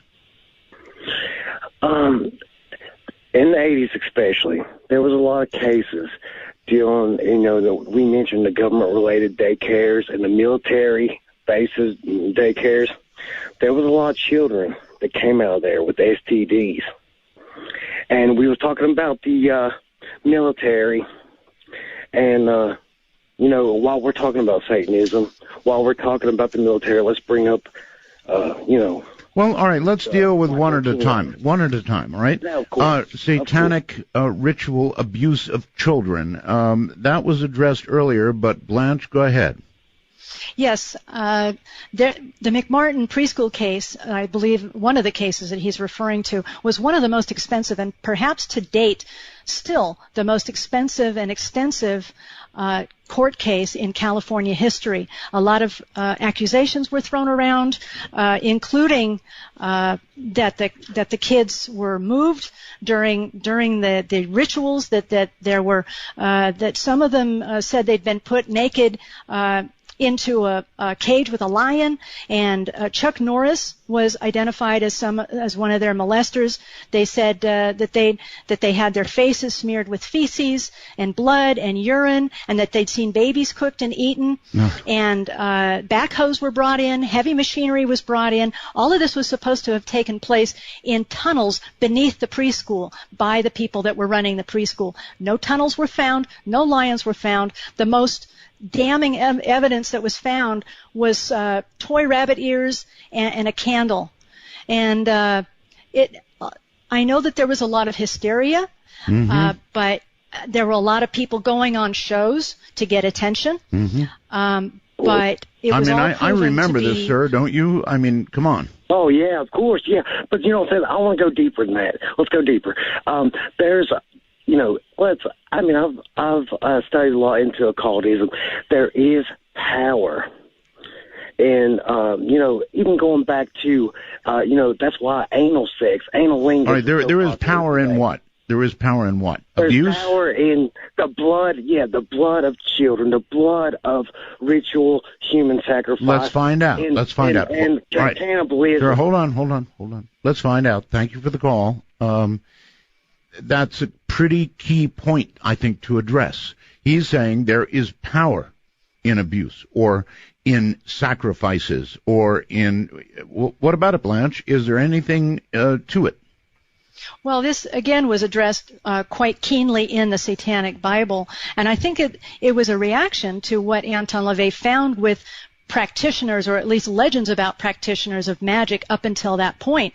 And he was disgusted by the idea that someone would take an innocent animal. Even Aleister Crowley talked about animal sacrifice, and that someone would take an innocent animal and shed its blood to try to get some kind of power from that animal, when the truth of the matter is it's a substitute for a good orgasm. If you can't go into the ritual chamber and have a good orgasm, work yourself up into a real frenzy and let go of all that energy, let go of all your inhibitions, and become a real human being in the ritual chamber, you have no business trying to perform magic at all. Okay, straight on. So that was all ridiculous. Well, it was proven by the FBI to be ridiculous. Mm-hmm. A lot of people, a lot of police. Cops for Christ is what they were termed, who had these seminars that they were selling to various police forces around the country to try to gain money from them. There were also a lot of counselors, religious or otherwise, that were getting a lot of money. And there were the talk show people who needed eccentric people to go on their shows and make a good controversial story. So everyone was gaining except the real Satanists, who would try to go on these shows to get another word in edgewise. They didn't give me the kind of time that you've been kind enough to give me, Mr. Bell. When we would get on, if we would even get on to tell what Satanism was really about, we'd get maybe 2 sentences, and the rest of the show would all be about baby breeders or a lot of insanity. Yeah. So we didn't fit the paradigm. And then they tried to, as a defense for that, they said, well, they didn't want to get sued by us, so they'd say, well, we're not talking about you. We're talking about bad Satanists. We're talking about traditional Satanists. Or they tried to make it into categories. And Anton LaVey said, no, there are Satanists, and then there are nuts. Just like there are Christians, and then there are nuts. You can use the Easter Bunny, you can use Jesus, you can use Buddha to justify whatever crimes you want, but that doesn't mean that you're actually following that religious philosophy. All right. Very quickly, Leonard on Skype. You're on the air with Blanche. Yeah, I call to disagree with Blanche. She says that God makes you do what He wants, or do His will. No, God gives you freedom of choice. You can make your own choice. God doesn't force you to do what He wants you to do. Well, He threatens you. No, He doesn't. Threatens you with eternal damnation and a fiery pit if you don't follow the rules, right? He doesn't. Oh, He doesn't. Actually, He does. I've heard the wrong stories then. Satan is the one that makes you do things that makes you do things. So in other words, anything you do that's bad, you can just sort of slough that off on Satan. And that's the problem with scapegoating. That's the essence of what we're trying to get across here, is that when you scapegoat people, like some people are doing in the Middle East right now, then you can go do whatever you want to them, and they don't deserve your empathy, they don't deserve your sympathy, because they are unclean, and they are demonic, and they are possessed, and they are evil. So you can hurt them, and you can demonize them, and you can scapegoat them, and do whatever you want to them, because they are the others. That's very dangerous thinking. It's not an us versus them. I'm a human being, you're a human being, Leonard, and we all have foibles, we all have faults, we all have strengths. All right. And we have to get together to find out how to solve problems. A couple of computer messages for you. Dan says, she dodged the question. It was about harming children, not animals. Blanche? Again, it's addressed in the Satanic Bible very clearly, and I think I've said earlier in this interview that we value children as our guides. They're the closest to their natural state. They haven't been inculcated with adults' guilts and all the things that children are saddled with from a very early age in contemporary society. I love to interact with children, and we would not harm any children. And that's very clearly stated in the Satanic Bible. All right, thank you for that clarification. Calvin asks or says, "Hi, Art. Your guest is very well spoken and charming. Would you like to comment on the Church of Satan trying to sue the state of Oklahoma to put up a statue at the Capitol? It seemed to me to be an attack on Christianity." That is not the Church of Satan. That is an unaffiliated small group that we consider rather laughable. They came off as sort of street performers. They're trying to put some kind of wedge between. They're trying to create controversy regarding the church and state. Like, if they try to put this statue in, then that'll force other people out of the public square. The true satanic posture, as articulated very well by our high priest, is that we believe in the Founding Fathers' vision of separation of church and state. Yes. Not having any Buddhist or Hindu or Satanic or Wiccan or Christian association, because it's very dangerous when church and state work in concert. Then you've got the civil aspects and you've got the magical aspects of the boogeymen that are going to hurt you if you don't do right.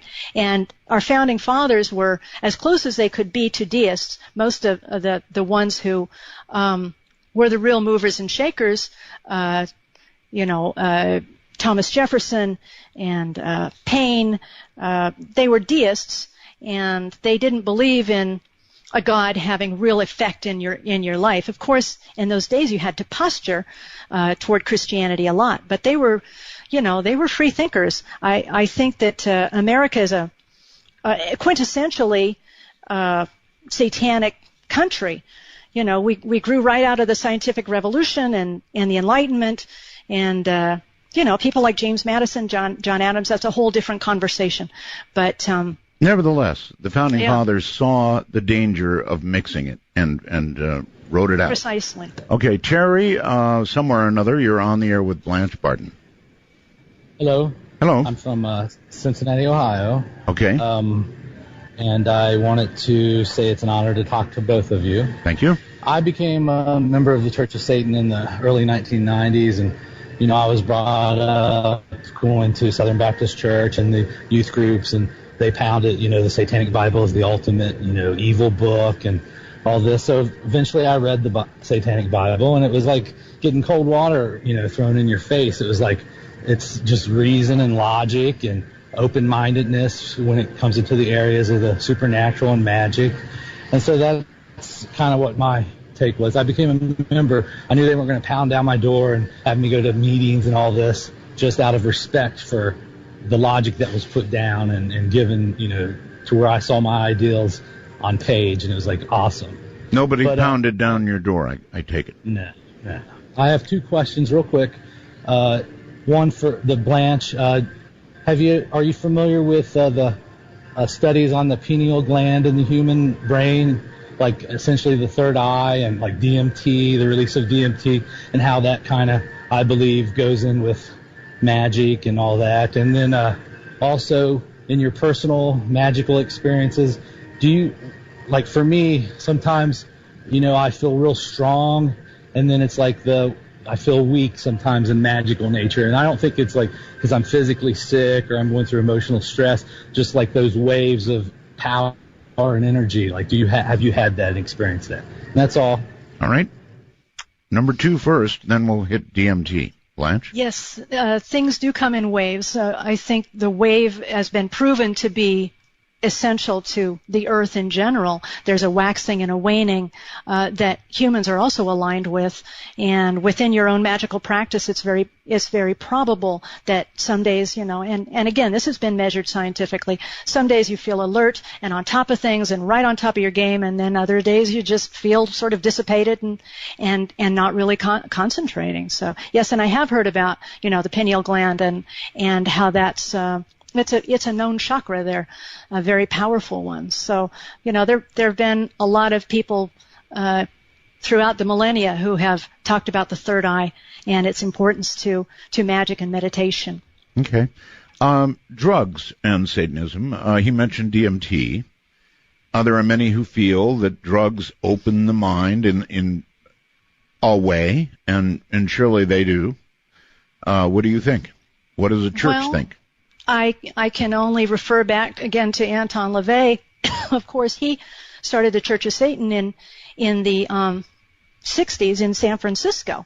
1966, the Summer of Love, there were people dropping acid all over the place, and there were people that were pointing to acid as a method, a gateway to wonderful enlightenment and concentration and new worlds and new achievements. And he had a hard and fast rule that he did not allow people that were drunk or high in the ritual chamber. Really? Because things could be very misconstrued, people could become violent, they could become distracted and distracting, and he felt that that was not the way to perform magic, that you need to be concentrated, you need to be clear on your intent and what you're doing in the ritual chamber. So I suppose there are plenty of people that use recreational drugs, but again, if you're doing it illegally, then you have to suffer the consequences if you get caught. And if we know about it, then you'll probably get kicked out of the organization. My goodness. All right, let's go to Calgary, Alberta on the phone. Hello. Wait a minute. I didn't press the right button. Calgary, Alberta. Hello? Hello, yes. Hi, you're on the air. Hi, this is Nick from Calgary.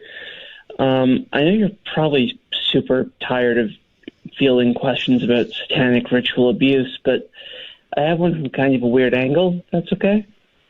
Let's hear it.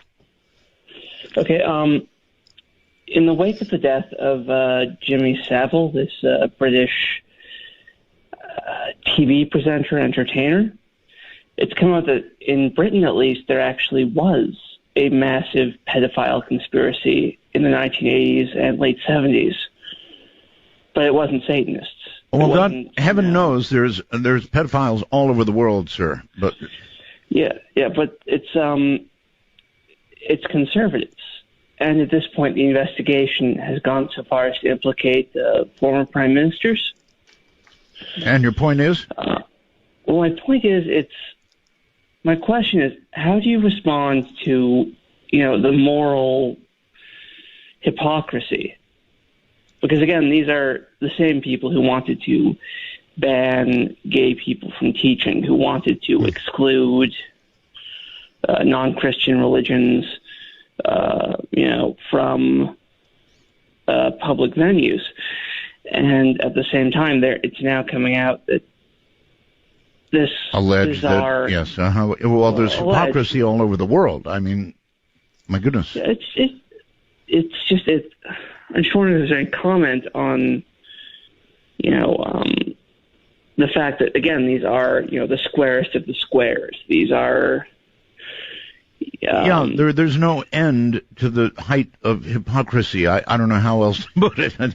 Well, when he started talking about a massive pedophile ring, I thought he was talking about the events in the Catholic Church, and I'm not kidding, because they were moved around and protected, and that was a terrible breach of trust. That's undeniable, absolutely undeniable. I don't know how the church ultimately is going to deal with it, but right. But I won't give it a cheap shot. I mean, it was terrible. It was an awful thing, but I don't then equate, all of Christianity with pedophiles. These were individuals that unfortunately were protected by a structure that didn't want the embarrassment, and a lot of children suffered abominably because they wanted to protect their structure. But they've had to look at that now, and they've had to own up to it and act appropriately.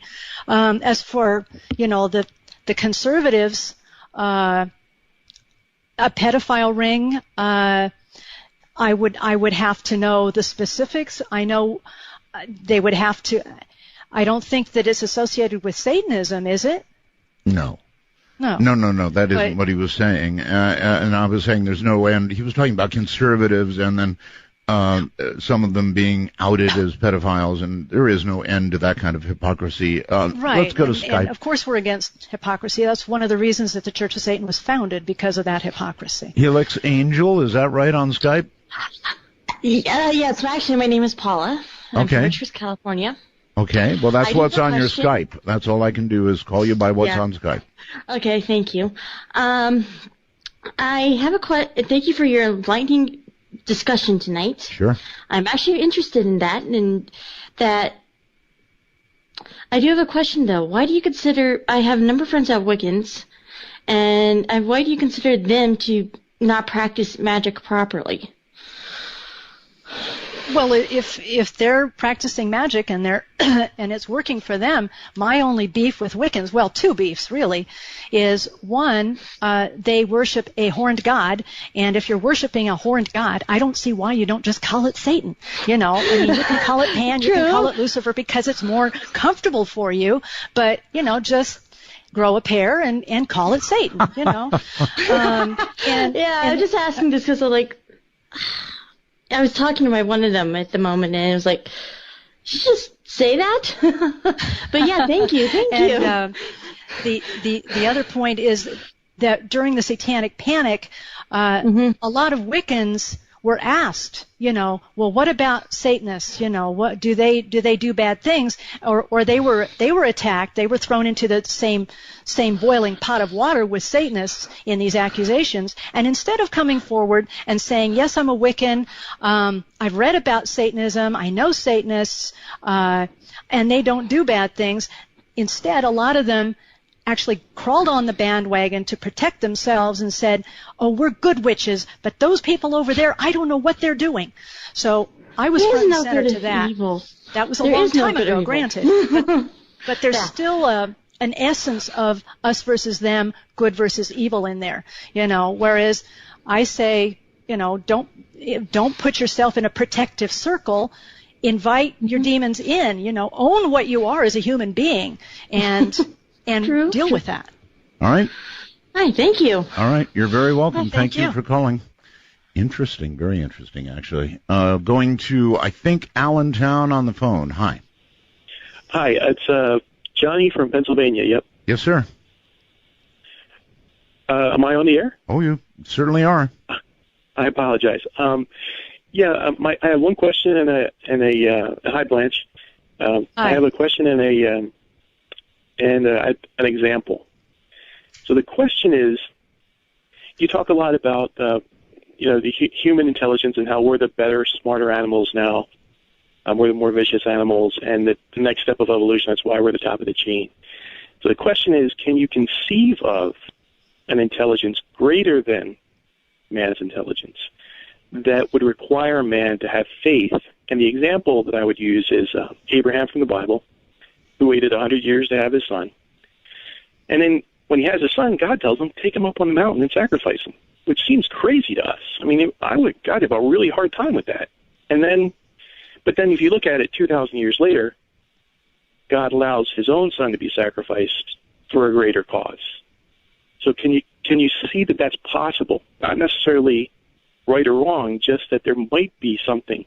Well, God did request that or order that as a proof of faith, right? Yeah, it's faith. This is really faith against intelligence. Mm-hmm. Faith seems irrational, and it's always going to. But that doesn't mean it is. That doesn't mean it's wrong. You see what I'm saying? Yes, I get your point. The first thing I'd like to address is the idea that I feel that humans are top of the food chain and more highly evolved than other animals. I think the point that I was trying to make and that Anton LaVey has made with the seventh satanic statement that I read is that because we quote unquote feel that we are so divine and spiritual and intellectual, we have become the most vicious animal of all, meaning that other animals are being the best animals that they are being. Humans don't always live up to their potential. They throw a lot of log jams in their own way. They're more afraid of their own success than they are of their own failure. But humans, like a simple spider or a bird, they're out there doing their birdie little things. They're doing the best they possibly can, and they use every resource that they can. They go toward pleasure, they avoid pain, and they do it in the most efficient manner they can, which is what biologists define life as, is, those three elements. And so don't think that I'm saying that humans are so superb and wonderful compared to other animals, because I truly don't. But getting to your point with faith, as a Satanist, I feel that faith is the ultimate betrayal of all we are as humans. I understand your point about sort of giving yourself over to a greater power and trusting in that power, but I can't do that. I can't relinquish that. If I do that, if I give up my independence, my discernment, if I give up the ability to question things scientifically and challenge everything, I've given up everything that we've evolved to be over the last, few million years. And I can certainly understand that, especially now in this day and age. We know so much as humans. We have, if certain visions of reality can be believed, we have plunged into materialism and are cut off from what we used to be able to see as spirit. So all right, I'm sorry to do this, caller, but I'm way short on time. All right, well, I think we should all have a moment of silence. Tonight's show has got to be pretty serious evidence that J.C. has passed away. If not, he certainly would have been here. He's been absent from his Facebook page since before mid-July. And so just a moment of silence for he who would have been here if he could have been. And with that, back to Blanche Barton. And Blanche, I held this caller over because I don't think he was finishing his thought. Caller? I was saying we plunged into materialism. It's very difficult now without prophets and things like that, real prophets to show us what God's really saying, to have any kind of faith, and really all we have left is the light of human reason. Albert Pike talks about it in his Freemasonic writings as something we don't need to have superstition about or faith, and that's absolutely true. We don't, but it's not, for me, it's not enough. And I guess the real question is, I think the question goes out to everybody. Do you believe in your own intellect, or man's intellect, or do you believe in God, or faith, or whatever or Christ, whatever you want to call it? I think there's something greater than man. It's hard for me to imagine that there's not. Blanche, you want to comment? Well, I'm a big advocate of materialism. What we can see, what we can feel, the human body, the human brain, our emotions. I'm a big believer in the sins, and I try to practice at least one a day. Lust and gluttony are two of my favorites. But not to be flippant. I understand. He seems like a very sincere man, Johnny, and I feel that there is a lot of materialism going on in the world as well, and we're sacrificing happiness in a certain way because of it. And recently I was at a conclave, a gathering in Washington, D.C. of Satanists at the end of April, and I gave a little talk. And one of the things, it was a wonderful gathering with terrific people there from many different professions, and it was great to be in a room full of people that you don't have to explain your basic thoughts to, who are all attuned with what we were thinking. But there is a difference between greed and satisfaction, and what we're doing to the earth is a consequence of unbridled greed and not looking down the road to see the consequences of what we're doing. And that is a real problem. But again, that doesn't come from somebody, Satan or some demons or some God whispering in my ear. That comes from looking around and seeing what's happening to our planet and crying about it. And wanting to do something about it. So. All right. Trey in Atlanta, Georgia, I think. Hi. Hey, Art. How are you doing? Very well. Thank you. I wanted to first extend our love to Ann and Whitley. Yes. Very sad. And Blanche, it's an honor to speak with you. Thank you. I was curious. I had just watched Devil's Reign that Anton had been in. Yes. And I was wondering Classic. if you could tell us about his experiences with Ken Anger and Hollywood. Yes, he had a wonderful relationship with Kenneth Anger. Kenneth Anger was in the 60s San Francisco scene very much, and he's an innovative filmmaker.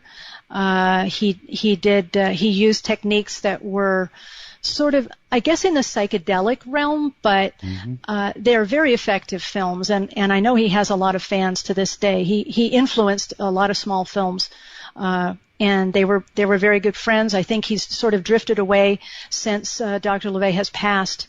He's gone in other directions. But yes, they were very good friends for a long time. The Devil's Reign was a wonderful set to work on. Dr. LaVey said he had a wonderful time. William Shatner, John Travolta, the director was a great director. They were in Mexico filming, and he did lots of interviews with people who were interested in his philosophy. And yes, Ida Lupino was also on that cast. Wow. And yeah, he made some good friends, and they had a whopping good time. I would also point out we had just coincidentally watched Paradise Lost, the childhood murders at Robin Hood Hills tonight. And for all the satanic panic people that still don't get how bad this paranoia was, watch that movie and realize what this madness caused and how it's ruined lives. A lot of pain, and one element of it also that I didn't bring up is the separation. I mean, it's hard enough for teenage kids to talk to their parents and parents to talk to their kids, but when you've got this film between you of people from your church or people in authority telling you to look for your children, see if they're wearing black clothes, or if they're playing Dungeons and Dragons, or if they have stained glass, or if they're spending too much time alone, they may be dabbling in Satanism, and this may be leading them to criminal activities. How can you possibly communicate with your child when you're burning the records that are giving him strength and inspiration? So it did cause a lot of pain for a lot of people, a lot of wounds there. Well, thank you both. It's been an honor. Yeah, Right. Thank you, Trey. Thank you very much. Very, very interesting. A lot of actually very interesting callers tonight. And Alana from well, it doesn't say where she's from, actually, through the wormhole, asks, please ask Blanche if there are any satanic holidays, and what do they celebrate and how? That's a great question, actually. I should have brought that up myself. True to our egotistic philosophy, our favorite holiday of the year is, of course, my own birthday. That's what I celebrate, and all my friends celebrate it and tell me how wonderful I am and and give me lots of support. After that, we have Walpurgisnacht, which is a traditional magical night. A lot of important things have happened on Walpurgisnacht, including the founding of the Church of Satan in 1966. And then after that, we like to celebrate depending on, what your particular likes and dislikes are, but most of us acknowledge at least the equinoxes and the solstices, and other dates that are particularly important to us, whatever our context is. On this most important holiday for you, do you go out and buy yourself something really cool and expensive? Absolutely, yes. All right. And usually very tasty. Yeah. John, you're on with Blanche. Hi. Skype. Hello, Art, and hello, Blanche. How are you guys doing? Fine.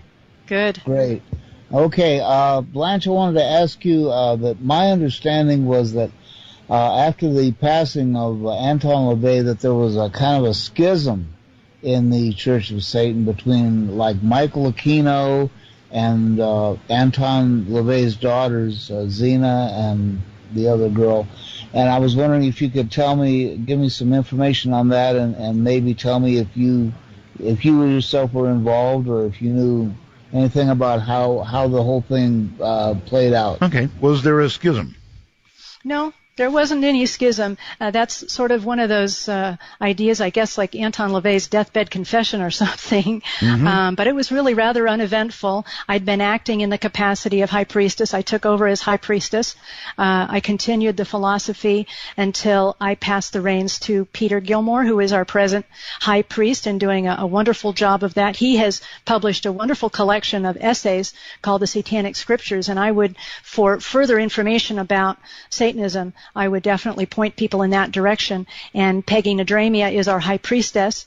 I think one of the keys to our survival after Dr. LaVey passed away has been the continuity that we've had. The people that are behind the organization that are articulating and clarifying his philosophy are absolutely in concert and have a deep and abiding understanding of all the aspects of what he put together in the philosophy of Satanism. You know, as I say, both the rational and the poetic sides, and the carny sides, and the robust black capes and black candles side. Okay. Going to the phones, you're on the air with Blanche. Hi. Hi, Art. Hi, Blanche. My name is Dean, and I'm been in San Francisco my whole life, and I lived out in the Avenue, so I knew about the house out there, the black house out on California Street. Blanche, the last caller kind of touched on what I was going to talk about. The 60s, from what I see, you're a little bit younger than me, and in the 60s I was about 19 or 20 in the late 60s, and there were so many charismatic people like Anton. There's no doubt that he had a big ego. There's no doubt that he drew a lot of people around him. I picked up hitchhiking a couple of Satanists up on Mount Tam one time whose car had broken down. So I guess my question is, I know Carla. Not super well, but I dated her back when we were both 19, and I beg to differ. I heard that there was quite of a schism. The house ended up being boarded up. Why if there's so much power in Satanism, why all this bad blood, and why are you guys fighting among each other, and why did everything go south? Well, as I say, I don't believe it did go south. I believe I've been trying to explain that we are alive and well, and that we're continuing to move forward in our philosophy.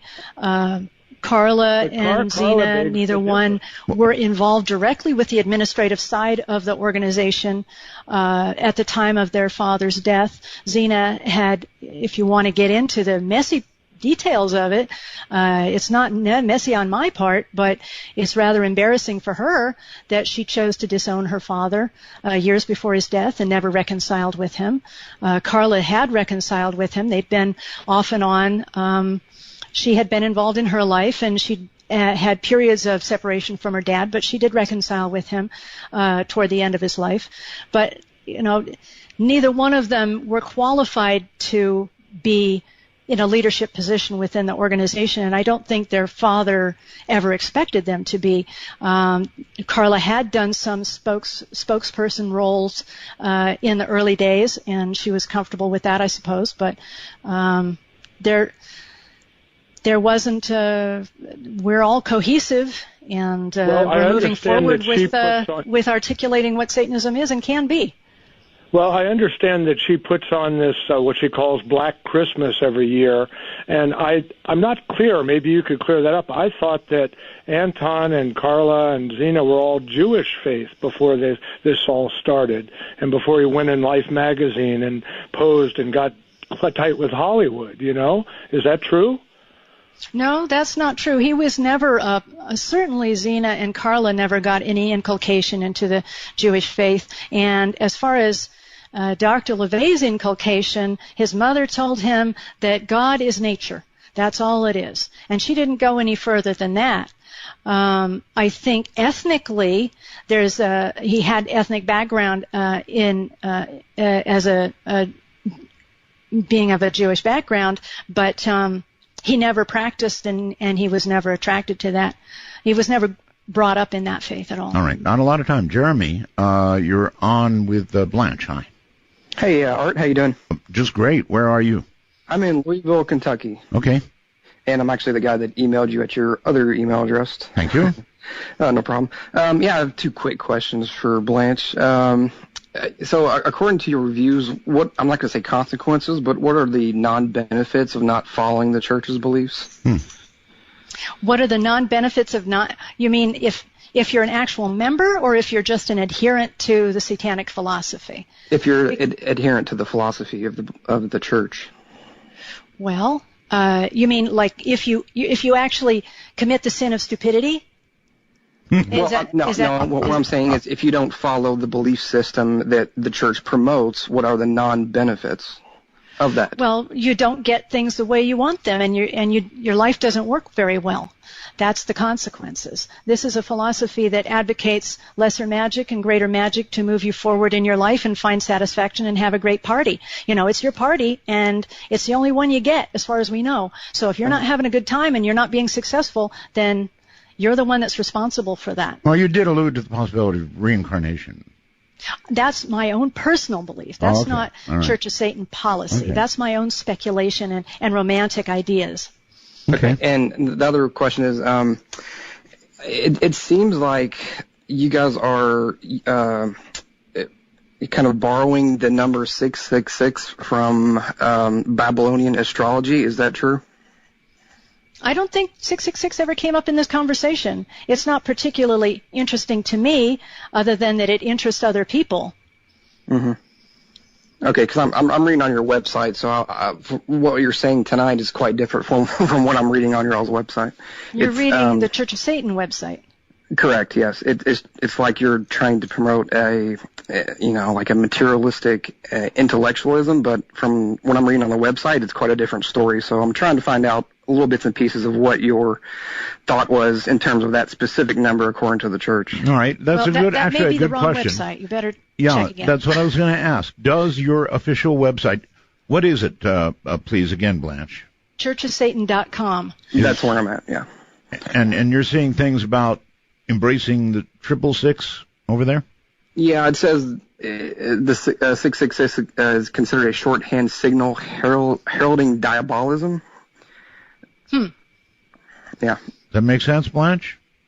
Well, we do use the sign of the horns. Anton LaVey is giving the sign of the horns on the back of the Satanic Bible. And that, of course, has been adopted by a lot of rockers. But the 666 really doesn't have a big reference point for me or most Satanists, except for the amusement that other people seem to really give it a lot of potency. They do. You guys are based out of New York, right? The administration office? Yes. Okay, because your P.O. box is even 666. Oh, yes, that's true. No. Yes, that's fun. Yes, that's what I was asking. I mean, there's a few references to that number, so. Yeah, it sounds like they're Yes. more having fun with it than anything. Yeah, exactly. Yes, I see your point. Yes, we do have a 666 box, and I have a 666 box for my newsletter as well. And it was available, and why not take it? Just because other people seem to think it's so important. It's kind of a wink, just a wink. Towards the Book of Daniel is what it's a link towards. Babylonian astrology. It's a wink. If you wanted to link to that, sir, then it links to that. I guess people, make up their own links. I don't know. Indio, California, on the phone. You're on with Blanche. Hello. Hello, Art. Thank you very much. Sure. Listen, everything that I'm hearing from her is pretty much the opposite of what I experienced. In the late 60s, Anton was on a daytime talk show, and they said, we're having a witches meeting tonight, and blah, blah, blah. And so my girlfriend calls me, and she goes, let's go. So we went. Mm-hmm. And we walked up to this house in San Francisco, walked up the stairs, and this lady answered the door in black. I mean, it was dark. It was spooky. And here's a stuffed leopard by the door, not a panther. And no, it was a leopard. I think you're right. Pardon me? She knows. She said leopard. Oh, it was. Okay. So we went into this meeting. It was a witches meeting. Mm-hmm. And I have never experienced anything like that. I felt Anton was very captivating. I mean, I can see why people were drawn to him. He was just magnetic. Sat in this big chair like the king, and with this, I remember this brass thing above his head on the wall, I guess, or something. And big fireplace, but the witch, it was a witches meeting, and then they got into how the witches were talking about how they had put spells on somebody and such happened to them, and it was like he was going, oh, good, when I left there, I felt like I'd been to the Addams Family house. It was. It must have made quite an impression on you if you remember it this many years later. Oh my God, I'll never forget it. I mean, it was. Well, I think he accomplished his goal then. Yeah, apparently. All right, well, listen, thank you very much. That was interesting. She did obviously remember it very clearly. Somewhere in California. Hello, you're on the air. Not a lot of time. Yeah, I'm calling from Hawaii. Hawaii? And actually, yeah. And Art, I'm so glad you're back. You make my night so good. Thank you. But anyway, with your guest, I find it very interesting that she's avoiding the fact that this man that you're saying did such good things is doing the work of Satan. And, I mean, we all know that his biggest trick is to convince you that he doesn't exist. So, you know. Well, I would have to say that what she has said is consistent with that. That he doesn't exist. Well, yeah, more or less, right. If you listen to the interview, she basically said that. Well, one last thing. I did grow up in San Francisco, and I remember as a kid having to go by that spooky house and run by it, and all the kids and stuff. And I heard that some neighbors disappeared after complaining about his pet lion in the backyard. Is that true? Yes, they did. There was a film actually called Satanist, and it's wonderful. It's kind of hard to find, but if you find it, there were interviews with neighbors and talking about seeing the lion and the weird rituals through the front windows, and they all seemed quite captivated by it. But yes, there were complaints about the lion, and he had to give Togar to the zoo, and it was heartbreaking for him because they were very close. And those neighbors then disappeared? Various things happened to them. I think there were some medical issues. Some of them moved away, as neighbors tend to do. Mm-hmm. Oh, all right. Barbara, you're on the air with Blanche. Hello, Barbara. Can you hear me? Yes, I hear you, but you sound very hollow. So, Barbara, listen to me. Barbara. Hello, Barbara. Can you hear me? Yes, I can. Okay, you sound like you're in a hollow tunnel, so you're going to have to find the microphone on your computer and get really close to it, or really close. Can you hear this? No, look for the little tiny hole. It's a laptop. It has a little hole there, and you got to get right up to that. How about this? Now you're cooking. That's much better. Okay. What is the policy of the Church of Satan regarding the afterlife? Okay. Our policy is that we don't know, that there's not, enough evidence to prove that there is an afterlife, and since we can only assume that there is not, it's better to err in the direction that there is not and get the most out of every breath that you have right now, today, here and now, because you don't know what's afterwards and you don't know when it'll end. I see. So pretty clear. Then you don't believe that Anton is anywhere right now? You don't I believe that he's represented in a lot of people who respect his philosophy, and that if we have any hope of immortality, perhaps that's all we get. I'm not sure that there's any entity that survives, any consciousness that survives. All right. I could be wrong. I'm open to suggestions, sure. And I'd love that to be true, but I don't have enough evidence to believe that right now. All right. We are at the end of the program. I just have no more time. I wish I did. It just flew by. Blanche Barton, thank you so very much. If people want to know more, you would recommend they go where? To churchofsatan.com. That's a wonderful portal for a lot of information there, and even about 666 and what that means to us. So it does have a meaning. Oh, absolutely. Yes. Okay. It's whatever meaning one wants to give it. That's what it's all about. Uh-huh. Carefully stated. Blanche, it has been a pleasure having you on the program. Thank you so very much.